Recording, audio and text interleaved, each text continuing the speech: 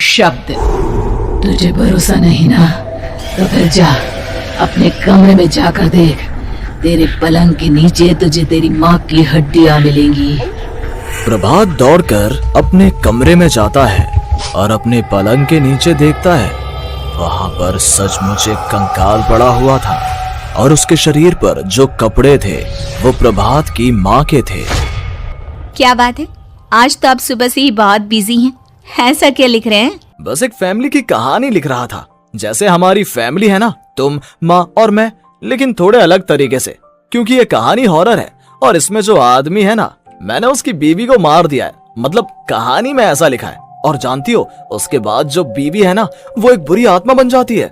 क्या बेटा, इस तरह की डरावनी कहानियां क्यों लिखता है तू? जानता है ना, हम जो सोचते हैं, जो लिखते हैं, हमारा दिमाग पूरा दिन वैसा ही होता रहता है।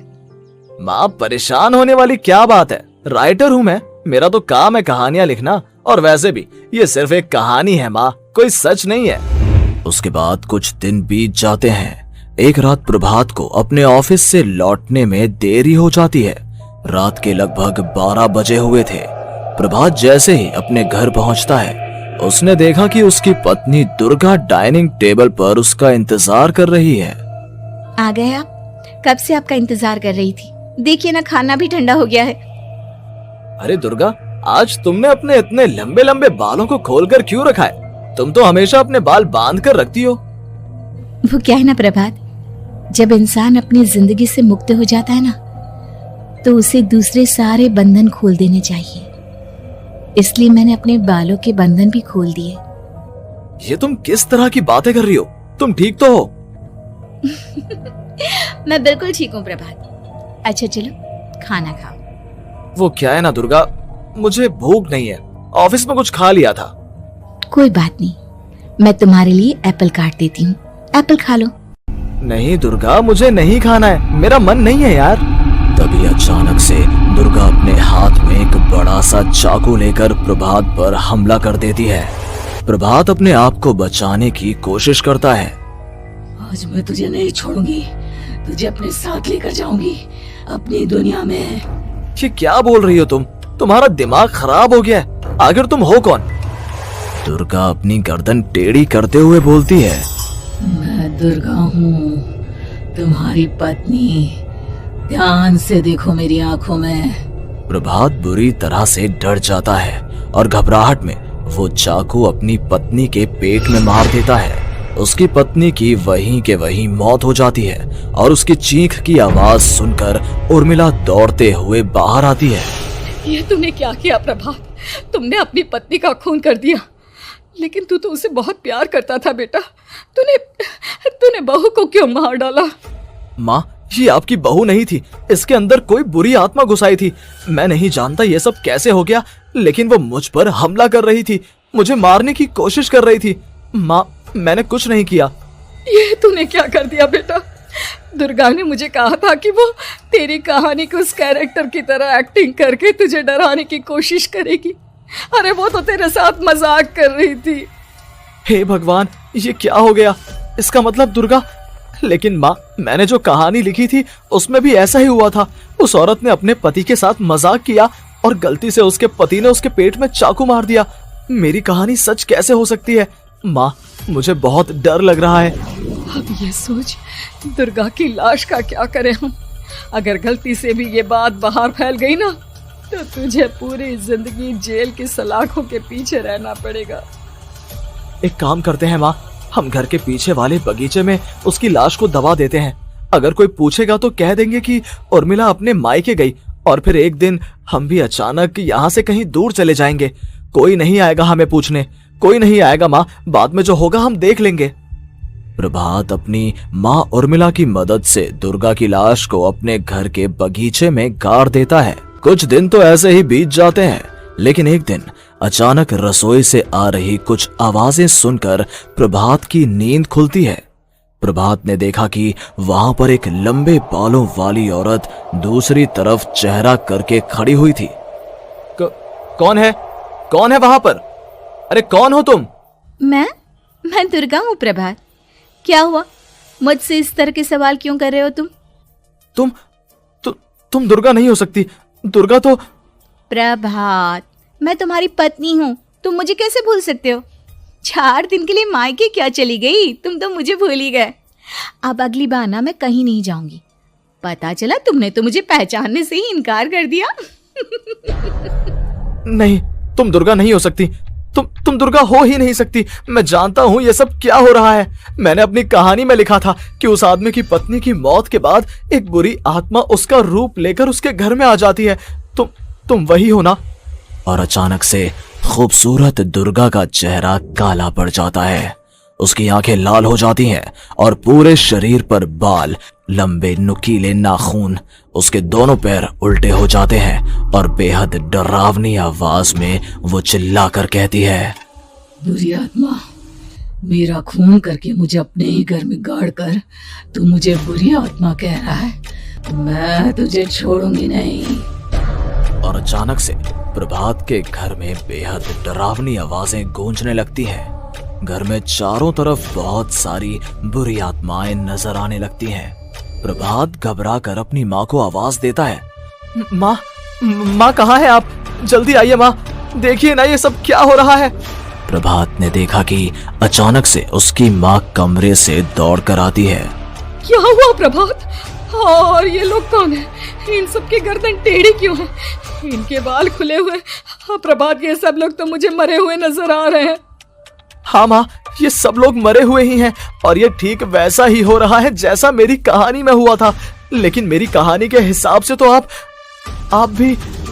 अचानक से उर्मिला का रूप बदल जाता है।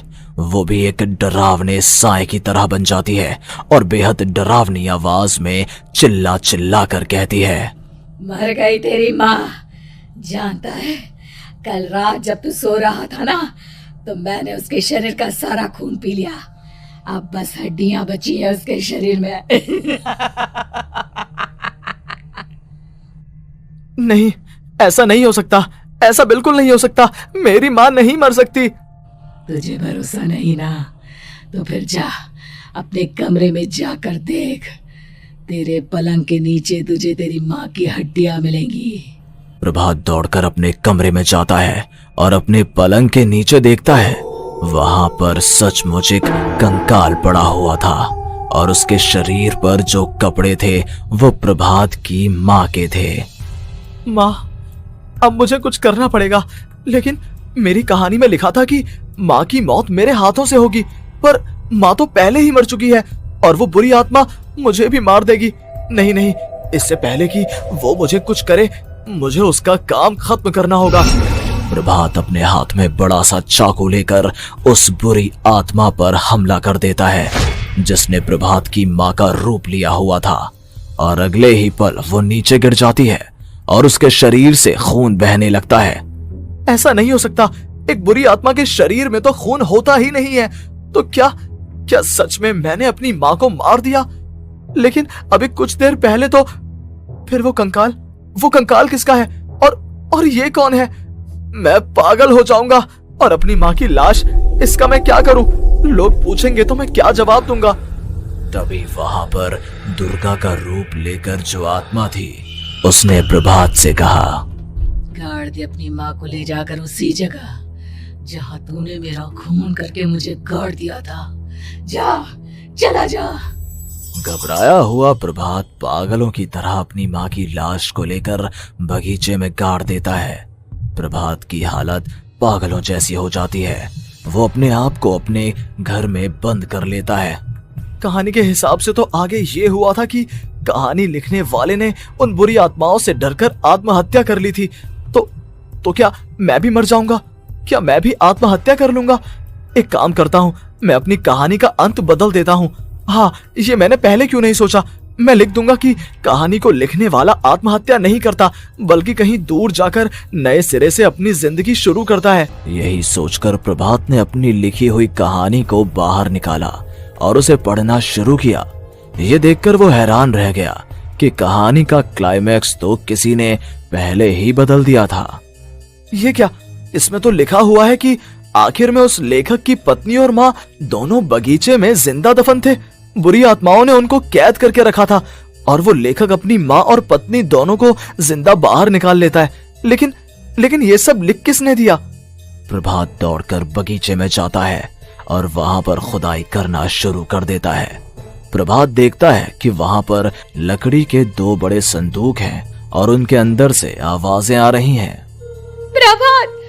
प्रभात बचा लो मुझे, अगर थोड़ी देर और हो गई तो वो मुझे छोड़ेगी नहीं। बेटा देखो, मैं इस बक्से के अंदर बंद हूँ, प्लीज मुझे बाहर निकालो, वो बुरी आत्मा किसी भी वक्त मुझे मार डालेगी। प्रभात वो दोनों बक्से बाहर निकालता है और अपनी पत्नी और माँ दोनों को आजाद करवा लेता है। लेकिन तभी वहां पर अचानक से एक बेहद डरावनी और खौफनाक दिखने वाली औरत आ जाती है। तुझे क्या लगा था इतनी आसानी से अपनी पत्नी और माँ को बचा लेगा?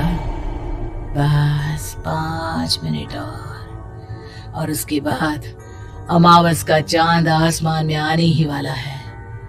लेकिन तूने इन दोनों को बाहर निकाल लिया, अब तुझे मरना होगा। नहीं, मैं जानता हूँ मैं नहीं मरूंगा और अब आगे क्या करना है ये भी मुझे पता है।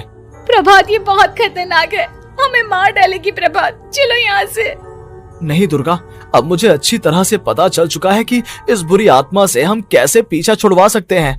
और इतना कहकर प्रभात अपने हाथ में पकड़ी हुई सिंदूर की थैली उस बुरी आत्मा के ऊपर उछाल देता है। कुछ ही देर में वो जमीन पर गिरकर राख में बदल जाती है। ये सब क्या हो रहा था बेटा? ये सब तुम्हारी लिखी हुई इस कहानी की वजह से हुआ है ना? नहीं माँ, पहले मुझे भी ऐसा ही लगा, लेकिन बाद में पता चला कि बरसों पहले हमारे इस बगीचे की जमीन के अंदर किसी को जिंदा गाड़ दिया गया था और बस उसी औरत की आत्मा हमें परेशान कर रही थी। उसी ने मेरे शब्दों में जान डालकर उस कहानी को जिंदा कर दिया था।